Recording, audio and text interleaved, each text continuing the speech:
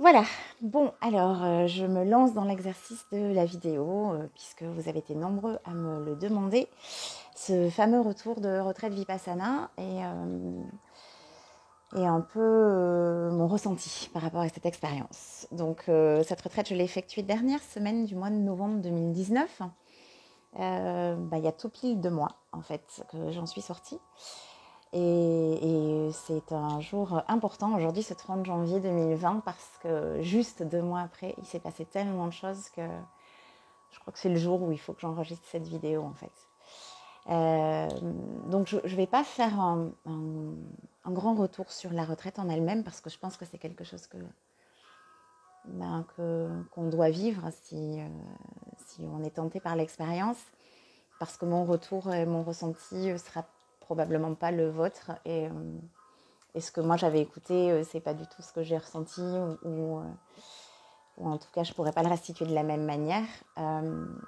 Donc effectivement, être coupé de son téléphone ou d'une source de lecture, c'est pas facile, mais, euh, mais c'est une très belle expérience. Se dire que pendant 8 jours complets, on ne parle pas. Alors pour ceux qui me connaissent, ils pensaient que c'était un challenge impossible à tenir. Et en fait, moi j'ai adoré ça. J'ai adoré le fait de ne pas parler et de respecter le noble silence et le noble regard. J'ai trouvé ça très beau, très riche en fait. C'est vrai que notre maître, quand on est arrivé, nous disait vous allez passer 8 jours sans vous parler. Et en fait, au bout des 8 jours, vous vous connaîtrez. Et c'est vrai qu'en fait, on se connaissait finalement sans se parler. Donc ça, c'était vraiment chouette. Et puis, comme de toute façon, rien n'arrive au hasard, le groupe dans lequel j'étais à cette semaine-là était juste un groupe extraordinaire avec des gens d'une richesse de vie trop chouette, quoi. Donc ça, c'était vraiment bien. Les 2 premiers jours sont difficiles parce qu'il y a un rythme à prendre. Le réveil à 4h30 du matin, c'est un peu difficile. Et puis les heures de méditation en posture assise quand on n'est pas habitué, ça peut être aussi quelque chose de difficile pour le corps déjà, et puis, et puis pour l'esprit, parce que mine de rien, les pensées ne s'arrêtent pas. Donc on apprend, c'est ça, le but c'est d'apprendre à accepter, à accueillir, et puis à se recentrer sur notre respiration pour justement essayer de calmer un peu tout ça. Donc moi, ce qu'il en ressort en fait de cette expérience assez inouïe, c'est au cours du 7e jour, nous étions dans la méditation nada sur cette journée, qui est en fait le bruit que l'on a entre nos deux oreilles, donc se concentrer pendant toute la méditation, toute la journée en fait sur ce bruit-là, dès qu'on avait notre esprit qui s'évadait un peu, essayer de se reconcentrer. Et au cours de la posture de l'après-midi, les 2 heures de posture assise, il s'est vraiment passé quelque chose d'incroyable, où j'ai eu une vision d'un local. Alors sur le coup, j'ai pas très bien vu de quoi il s'agissait, mais en fait, j'ai vu le nom, l'enseigne, puis du coup, j'ai pris un peu de recul pour essayer de comprendre ce que c'était. J'ai reconnu un local que j'avais visité au mois d'août pour toute autre chose. Et en même temps, j'ai entendu une date, j'ai entendu un nom. Et je pense que ça s'est vu sur mon visage, puisque lorsque nous avons eu le droit de nous parler, il y a une des méditantes qui est venue me dire ça s'est vu sur ton visage qu'il se passait quelque chose parce que tu rayonnais. C'était assez solaire. Et oui, effectivement, il s'est passé quelque chose de dingue. Donc, je n'avais pas mon téléphone. La date, c'était le 10-10-20-20. Je ne savais pas ce que c'était le 10-10-20-20 puisque je n'avais pas de calendrier, rien. C'était même difficile de savoir quel jour on était. Le nom, c'était Jonathan Lehman, mais Jonathan Lehman, pour ceux qui ne le connaissent pas, c'est une figure montante de la méditation, qui a une application qui s'appelle Les Antisèches du Bonheur, une chaîne YouTube, enfin bon, voilà, qui a écrit un livre, qui est en train d'écrire son second livre, son deuxième même, j'ai envie de dire. Et du coup, j'ai essayé de rassembler un peu tout ça. Je ne récupérais mon téléphone que le lendemain, même pas, le dimanche. Nous étions le vendredi, donc je récupérais mon téléphone que le dimanche. Donc, pour ceux qui me connaissent encore, c'était très difficile pour moi de tenir mon impatience légendaire. Mais voilà, je n'étais pas là pour rien non plus. J'ai appris ça.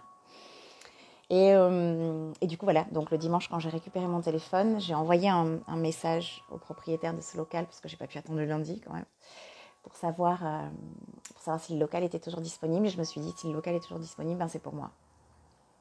Et donc, je suis ravie de pouvoir dire aujourd'hui que le compromis est signé, que ma banque me suit, que Jonathan a accepté d'être l'invité d'honneur du futur centre de thérapie de l'être qui va s'ouvrir à Agen au mois de septembre et qui sera un centre avec plusieurs thérapeutes, un centre où la méditation sera accessible à tous, un centre où j'espère accueillir des professeurs de yoga, d'aïkido, de Qigong, en fait, de toutes ces techniques qui nous permettent de nous reconnecter à nous-mêmes, de prendre du temps pour nous. Moi, je vais me former encore à l'accompagnement des enfants et des ados au potentiel, zèbres, atypiques, etc. Parce que c'est un peu ma raison d'être aujourd'hui. Je pense que si j'ai une mission de passage ici, ben c'est celle-là. C'est en tout cas permettre aux enfants atypiques de se sentir bien dans cette singularité et aux parents de montrer un peu des voies. Mais pas que, hein, évidemment, pas de sectarisme. Tous ceux qui ont envie de prendre du temps pour eux, de se reconnecter, de s'apprivoiser, eh bien, le centre sera ouvert évidemment, donc des conférences et tout un tas de choses. Voilà, donc je suis contente de l'annoncer. Et alors même si mes deniers personnels et la banque me permettent de donner vie à ce projet, je vais avoir besoin d'un peu de soutien. Donc si j'arrive à me familiariser avec les technologies, la chaîne YouTube, les liens, etc., ben, je mettrai le lien de la cagnotte PayPal que j'ai créée. Je vous mettrai aussi le lien vers certaines méditations de Jonathan, que j'aime beaucoup, vers son livre également. Il n'y aura pas de quoi accueillir tout le monde le jour de sa conférence, le jour de l'inauguration. Mais en tout cas, je vous invite à aller le découvrir. Voilà, ça fait 7 minutes 20 la vidéo. Je ne vais pas durer plus longtemps, sinon vous n'écouterez pas jusqu'au bout. En tout cas, vraiment, je remercie tous ces gens qui m'accompagnent sur mon chemin depuis 3 ans. Je suis en train de préparer un courrier de remerciement. Et merci beaucoup d'avoir écouté cette vidéo. Et puis, je vous invite à vous écouter. Si vous avez des rêves et des projets, à ne pas les laisser tomber. Moi, ça fait 3 ans que j'avais ce projet dans la tête. Et ça y est, il voit le jour. Donc, voilà. Écoutez-vous. Offrez-vous ce temps de pause de 8 jours, 10 jours. Et puis faites-moi votre tour par rapport à ce que vous vivrez. Voilà. Merci beaucoup.